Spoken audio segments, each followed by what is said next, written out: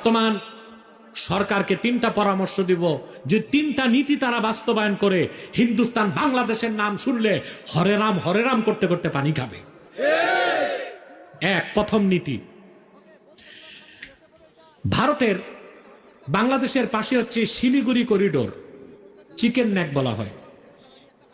লালমনিরহাট একটা এয়ারপোর্ট আছে, ব্রিটিশ আমলে 1931 সালে করা হয়েছিল। এই এয়ারপোর্টটা বন্ধ। আমি সরকারকে বলবো, লালমনিরহাটের সেই এয়ারপোর্ট থেকে মাত্র 12 কিলোমিটার দূরে চিকেন নেক। আমি বলবো বর্তমান সরকারকে, আপনারা বাংলাদেশ বিমান বাহিনীকে সেখানে ঘাঁটি করে দিন। তার মাত্র 3 মিনিটের মাথায় ওই এয়ারপোর্ট থেকে বাংলাদেশ যারা এয়ারফোর্স তারা চিকেন নেককে কেটে দিলে, আঘাত করলে ভারত থেকে 7 সিস্টার আলাদা হয়ে যাবে। ভারত কখনো বাংলাদেশের দিকে তাকাবার সাহস পাবে না। 2, ভারতের চিরশত্রু চায়নার সাথে আমি বলবো বর্তমান সরকারকে সামরিক চুক্তি করতে।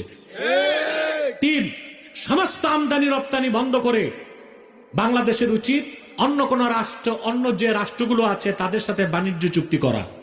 এই 3টা নীতি যদি বর্তমান সরকার বাস্তবায়ন করতে পারে, ভারত চোখ তুলে তাকাবি তো দূরে থাক, বাংলাদেশের নাম শুনলে ও পানি খাবে, ভারতের প্রধানমন্ত্রী নরেন্দ্র মোদী।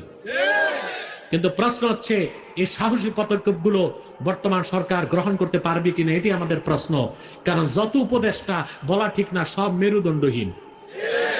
অতএব জনগণ কি সিদ্ধান্ত নিতে হবে, কি করতে হবে,